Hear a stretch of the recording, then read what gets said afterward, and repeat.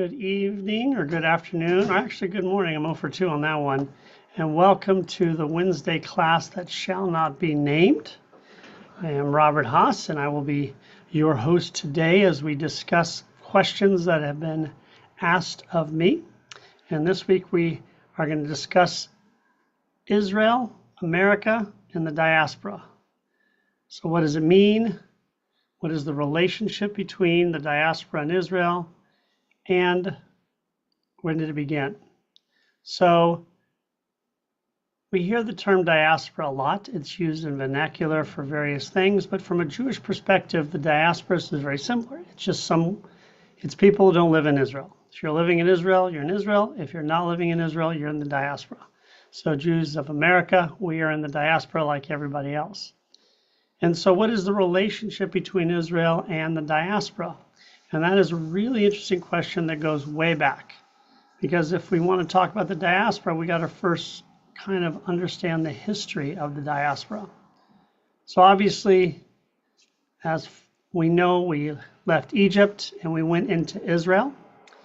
And as far as we know, most what we would call Jews, or proto-Jews, or Hebrews, or Israelites lived in the general area of Israel. Even a few who may have been on the other side of the Jordan, but most lived in what we would call Israel today. And as we welcome some guests to our Zoom, I want to welcome Ron, Arlene, and maybe Flossie as well. Now, as for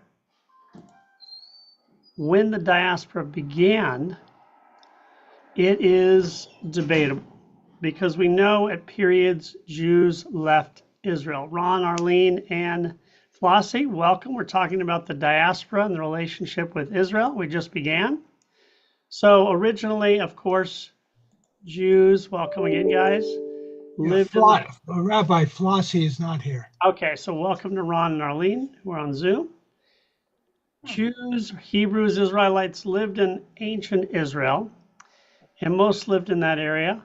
The major diaspora movement, as we might call it, occurred in the 6th century BCE. So most Jews, probably Hebrews, Israelites, they weren't called Jews yet, lived in what we know as Israel, that area. 586, 587, the Babylonians destroy the first temple.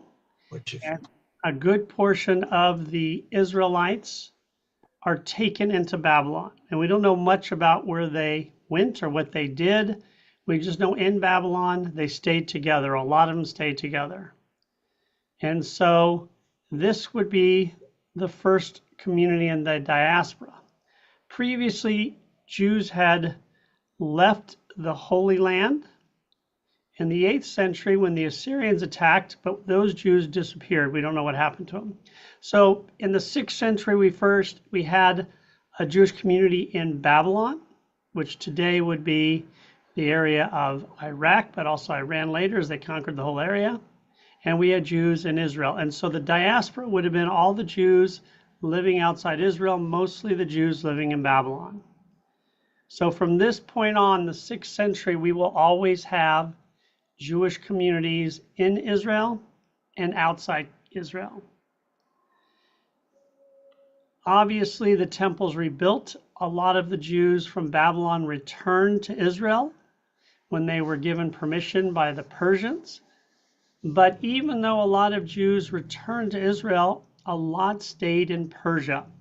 And there would be a Persian Jewish community all the way from the 6th century until the 20th century. So there would always be Jews in Persia, and there's always going to be a diaspora.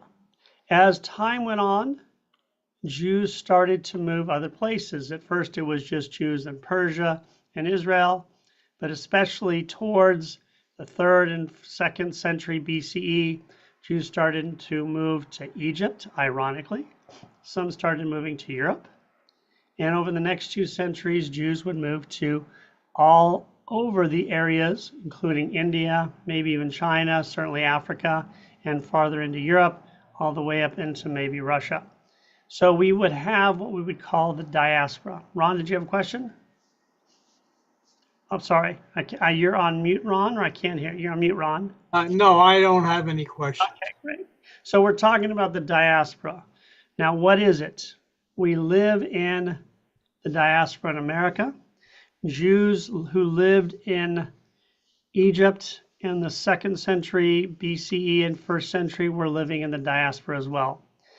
And as time went on, as we know, Jews would migrate out of Israel. There would always be Jews in Israel, but a very small percentage. As in the 2nd and 3rd century CE, Jews started to leave Israel and move to places that were more open to people of different religions. As the Romans took over and became more of a Christian empire, a lot of Jews moved into what would be Persia, and so that became a very powerful Jewish community. So, but even though Israel would have only a small amount of Jews percentage-wise, it would still always be considered the Holy Land. And even though the majority of Jews lived outside the Holy Land in the diaspora, even if a small minority lived in Israel, that was still considered the Holy Land. So you lived in Israel or the diaspora. And during this period, of course, Jews lived under several empires, the Parthians, the Sassanids, and then eventually, of course, the Muslim Caliphate. And so the biggest group of diaspora Jews lived in the Muslim world under the Caliphate for several hundred years. The Caliphate split, and in the 8th century, Jews started moving to another caliphate in Spain. And so you would have Jews in Israel, a lot of Jews in what would be Iraq, Iran, and then Jews in Spain. And those would be the biggest communities, but we would still see Jews moving to other places. But the biggest community was always going to be what is Persia, Spain, and Israel for a very long time. So this is where we get the Spanish Jews or the Sephardic Jews. And this begins somewhere in the 8th, 9th century, and they will be in Spain till, of course, 1492. What happens next is a very strange moment for the diaspora because we are still not sure what happens. We know there's always Jews in Israel. We know there's a Jewish population still in Iraq and Iran. There's a bigger population of Jews in Spain. But the diaspora explodes in the 11th, 12th, 13th, 14th, 15th, 16th, 17th, and 18th century. What do I mean? Starting at some point in the 11th, 12th century, we see Jews moving into Europe, to Poland, to what is Ukraine, Lithuania, to Russia. And we're not sure how, but those numbers explode on a level we hadn't seen before. Whereas the majority, the vast majority of Jews will end up living in Eastern Europe. The vast majority. I don't know the percentages, but we're probably talking 80%. The Ashkenazic Jews procreated at levels that were very high. We don't know where they came from, but they probably came circa Jews from Israel, from Persia, through Italy, the Italian Jews, and they just moved there and they grew in numbers. Why did they move up there? Poland gave them rights. These countries gave them rights for a certain amount of generations. The rights may be taken away. And we end up with a large group of Jews in Eastern Europe. In the 18th century, they're all put together, or a high percentage, in an area called the Pale Settlement by Catherine the Great. And that's where most of us come from, is this large group of diaspora Jews living in Eastern Europe. So you're always going to have Jews living around the world. The Spanish Jews are no longer there, as most of them are kicked out unless they're hiding. Some of them, of course, trickle into Americas. Some of them go back to Persia. And we'll always have Jews in Israel. We'll have a smattering in India and China and Africa. But most of the diaspora will live in Eastern Europe. Now, in the 17th, 18th, and really 19th century, we start to see new immigration patterns for the diaspora. Whereas all these Jews lived in Eastern Europe, and some of them have moved into Western Europe, they start coming now to a place called America. They trickle in the 17th century and 18th century, they start to grow. But in the 19th century, we see eventually millions of Jews moving to America. And so there'll still be a lot of Jews in Eastern Europe, unfortunately, because we know what happened to them. But let's say by 1920, after World War I, there's going to be a very significant population of Jews in Eastern Europe. There's going to be a smattering of Jews in Western Europe. There's going to be, of course, a now 3.5 million Jews in America. There's going to still be a small but significant population of Jews in the Middle East and Persia, Israel. We'll still have a little bit of the Jews of China and India and smatterings across the world. But the major diaspora groups are going to be America, Eastern Europe, and then, of course, we know what happens. The Holocaust decimates the diaspora in Europe, and the population of Israel starts to increase, with a lot of Jews escaping the Holocaust and other Jews eventually immigrating there from Eastern Europe and from the Middle East and Africa. So when we look at the diaspora, the 20th century changed the diaspora in ways that were unforeseen. Today in the 21st century, the Jewish community is more united geographically than it has been in millennia. What do I mean? Well, almost all Jews, 85 to 90% of Jews now live in two countries. Now, there's often been a major diaspora community in Israel, but it probably hasn't been to the point where so many Jews just live in two countries and so few elsewhere. Because out of the 15 million Jews in the world, probably 13 to 13.5 million live in two countries. So outside of America and Israel, the rest of the Jewish population is tiny. And so what we see now is the diaspora is mostly America. Now, don't get me wrong, there's small Jewish populations all over. We have them in South America, probably still 200, 300,000 in Argentina. There's still 1 million Jews in Europe. We have populations, of course, in Australia, South Africa, almost none left in the Middle East. But there's a few smattering in there. But by and large, the diaspora today is America with a little bit in Europe. And what we're also seeing with this unique change of circumstances is that Jews now live in first world countries, Western countries, which is an unheard of precedent. If you look at the populations of religions, you'll see, if you're Christian, some Christians live in the first world, some in the second world, some in the third world. Same with Muslims. But if you look at Jews, yes, Ron? Yeah, about 2 years ago, maybe around 2 years ago, there was a big influx of Jews going back into Germany, mainly to Berlin. Whatever happened to that group? That's an irony, isn't it? Just like Jews moving back to Egypt, Germany, although that may be changing, made it much easier for Jews to move in than most of the other Western European countries. Because of their past, being a Nazi or references to the Nazi regime are actually illegal. So Germany welcomed Jews, so it was one of the few countries in Europe in which the Jewish population was increasing. That has stopped in recent years, as now it's a little bit more tenuous for Jews there. But yes, a very large population of European Jews live in Germany, maybe even second to France for the large. It's probably France 1, Germany 2, England 3, or France 1, England 2, and Germany 3 for Jews in Europe. But yeah, so again, the ironies of the diaspora are not difficult to find. You have Jews moving back to Egypt 200 years after we fled slavery. You have Jews moving back to Germany. You have Jews who are moving back to Spain and Portugal. Now remember, Spain kicked out Jews in 1492. Portugal kicked out Jews in 1496.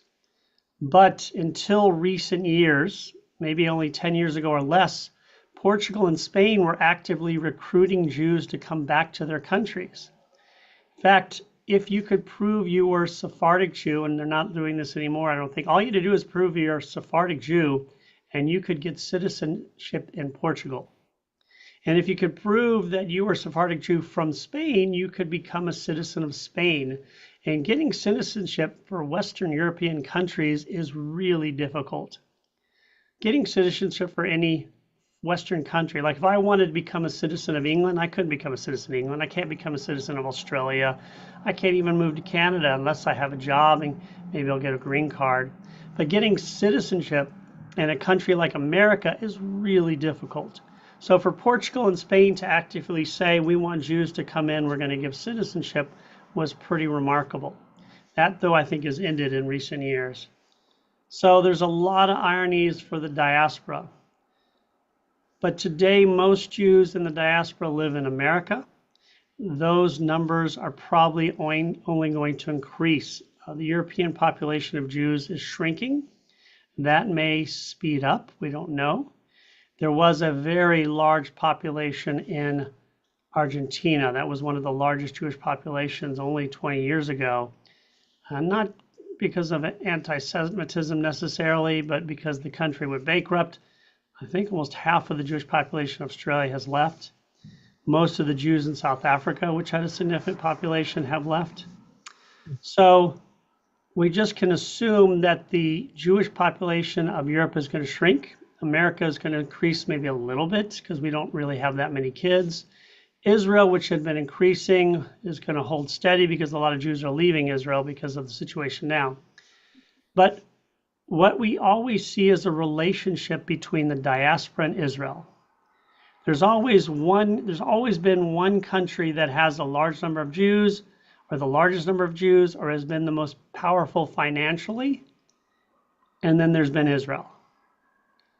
And today it's really easy to see what is the most powerful country Jewishly in the diaspora, and that's America.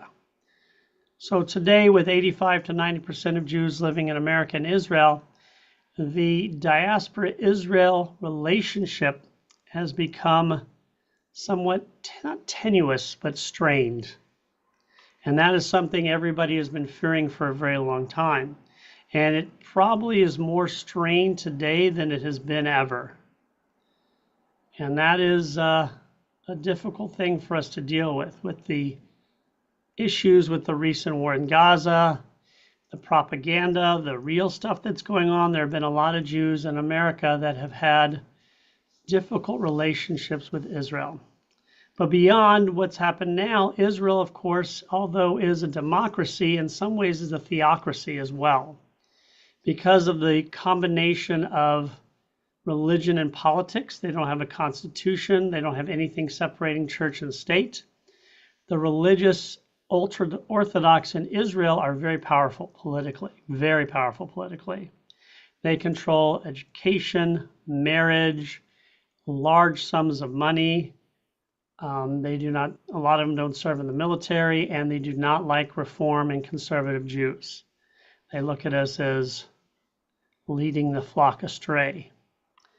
And so because most of America is more liberal in terms of Judaism, a lot of Jews here are not as committed to the relationship between Israel and America for that reason as well. So for instance, if you want to pray at the wall, women have to be together and men have to be together. And they've increased the size of the men's section of the wall, and they've decreased the size of the women's section. There's been a lot of attacks verbally, even physically, on liberal Jews in Israel, even though most of Israel is liberal in terms of how they look at the world. And also, marriage is a very big issue in Israel, because if you want to get married in Israel, There's no intermarriage. Like a Christian cannot be married to a Jewish person in Israel. I mean, you can get married to him, but you can't. I mean, you can be married to him. You can't get married. So a Muslim wants to marry a Jew, you have to leave the country. But because of reciprocity, then you can move back to Israel and be married. So if you want to be married in Israel, you have to be married by somebody religious. If you're Muslim, you have to be married by an imam, who is an official imam of the government. If you want to get married as a Christian, you have to get married by either a minister or a priest that's an official priest or minister of Israel. If you want to get married as Jews in Israel, you have to go through the Orthodox rabbinate. And they'll tell you you have to keep kosher, you have to pay them a lot of money. So a lot of Jews will leave Israel to get married, which is one of the great ironies of the world, because Ron, you served in the military. You get out of the military, you want to marry your wife, you marry your fiance. She just got out of the military. You've been serving Israel, but you don't want to get married by an Orthodox rabbi. What do you have to do? You have to actually leave the country where you've been serving to get married and then come back. And that is an issue. Plus the fact that a lot of Orthodox don't serve in the military or pay taxes, and a lot of governmental money goes to the Orthodox into the schools. A lot of Jews in America are not exactly thrilled with that situation. So you combine the religious issue with the grappling with the issue with Gaza in recent years, and even before that, the diaspora-Israel relationship is very strained. Now, if you look at Jews in other parts of the world, the relationship is not as strained. Why? Because in most places in the world, in Europe, South America, Africa, if you're Jewish, even if you're not religious, you go to an Orthodox synagogue. You know, the majority are Orthodox. So even if you're not really Orthodox, you go to an Orthodox synagogue. So the Jews in Europe, in Canada, and other places don't have an issue with the Orthodox controlling so much in Israel as do the liberal Jews in America. So it's a very interesting time period because the diaspora is really centered in one place almost, which is unusual. And Israel is now thriving in numbers and financially and militarily, which of course hadn't happened in thousands of years. So you would think naturally that Israel and America would be, you know, like this, especially with the rise in anti-Semitism, but sometimes the Jews of Israel and the Jews of America butt heads over these issues. But there's always been a diaspora since the 6th century BCE. There's always been at least one country that would be the center of the Jewish world outside the diaspora. Right now it's America. Before us it was Eastern Europe. Before that it was Spain. Before that it was Persia. And hopefully this will always be the case. But what we'll probably see in the future is the continual dwindling of all diaspora communities not in America. So let's give an example of that. There was a thriving Jewish community in Morocco. There was a thriving Jewish community in Egypt, in Yemen, in Iraq, in Iran before World War II. When Israel was founded, a lot of the Jews in those communities either were kicked out of their country or fled to Israel. That meant the founding of Israel had a major side effect. The founding of Israel meant the almost total destruction of the Middle Eastern, North African Jewish communities and the Persian Jewish communities that had existed a very long time. There's always going to be a negative side effect, whatever it is. We know atomic energy, you get weaponry. There's always, so the creation of Israel has meant the diaspora has dwindled And right now, probably a little bit more than 50% of Jews live in Israel, maybe close to 50, which has not happened in a long time. The fact that so many people who are Jewish live in Israel is a revelation in many ways that has not been this way probably since the 7th century BCE. So it's been probably 2,700 years that this kind of percentage of Jews lived in Israel. We will see what happens with the diaspora and Jews in the future. Is the Jewish population in America going to dwindle as acculturation, assimilation take place? Right now, we're holding our own. We've grown a little bit over the last few years in America. A lot of that is the birth rate in the Orthodox world. A lot of that is conversion. A lot of that is renewed interest in Judaism. People who never acknowledged they were Jewish before. That may change as the anti-Semitism increases. So we don't know what is in store for the world Jewry, but we know there's probably always going to be a diaspora. There's always going to be Israel. Now, if you go around the world, you have the opportunity to see some incredible diaspora communities, some that still exist and some that do not. I know I've been to Morocco and gone to synagogues there, to Spain, Portugal, and I have not been to many synagogues in the Middle East, but it is interesting to see the side effects of America and Israel. Because America and Israel are really good countries to live in compared to a lot of places in the world, Jews have moved there. Now, we talk about anti-Semitism and issues with Jews, but the truth is Jews are better off today than they have been probably in any time in history except for 20 years ago. It's probably not as good today as it was 20 years ago. But let's think about the Jews in the diaspora and Israel. Again, almost every Jew lives in a Western country. Except for the ultra-Orthodox, almost every Jew is educated, goes to post-high school education, is literate in the language of their land, and is living a life of normal issues, paying the bills, that kind of thing. Whereas 200 years ago, that would have been the strangest thing, as the majorities were really struggling. So today, again, most Jews live in a Western world. Most Jews live in a place where they can vote for their leadership. Most Jews live in a place where the government protects them. That's not always the people sometimes, but the government has complete protection of Jews officially. Most Jews in the world are educated, and when they become adults, will have the opportunity to become professionals, whatever it may be. Almost every Jew is still literate in the world. Very few Jews are worried about wholesale persecutions and violence. So the diaspora in Israel are in really good situations today compared to centuries ago. Maybe not as good as 10 years ago, but still in very good situations. So whenever we look at the anti-Semitism in the world, we still can say to ourselves, it is nothing compared to what it was even 100 years ago.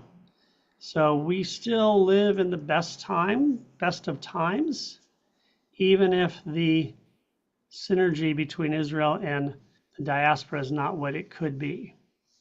But again, the diaspora and Israel have to deal with the rest of the world.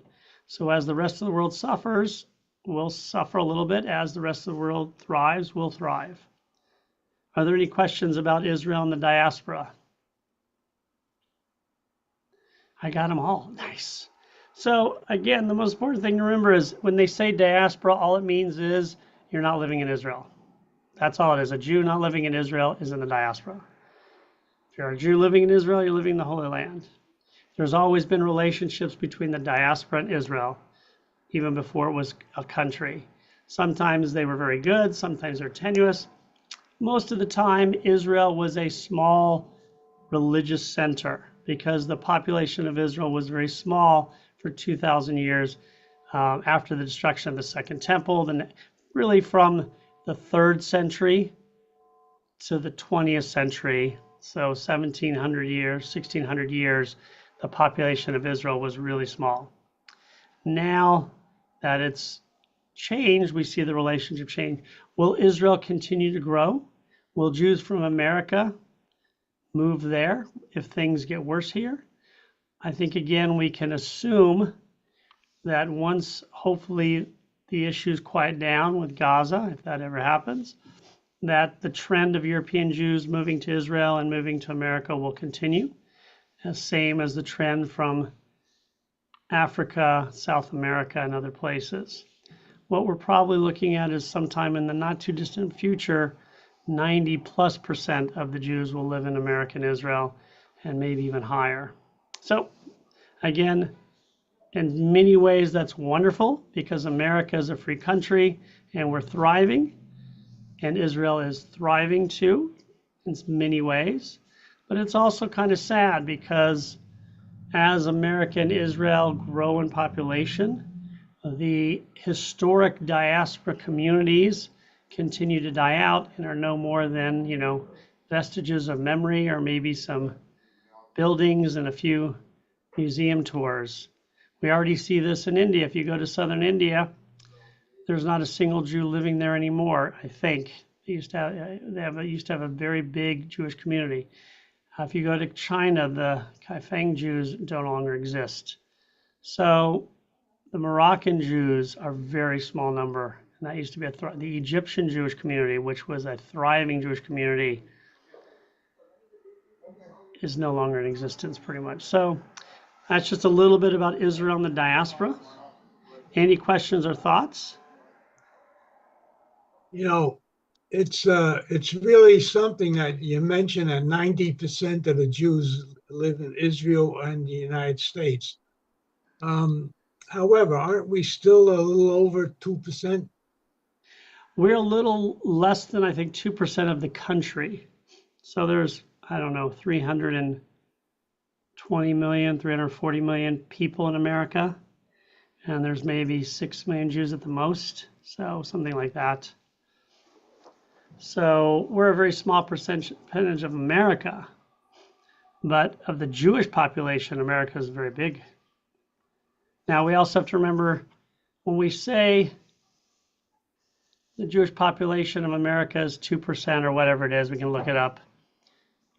That is a misnomer in some ways, because it's not that Jews are spread out through the whole country at 2%. That is nowhere near what's going on. Because almost all Jews in America live where?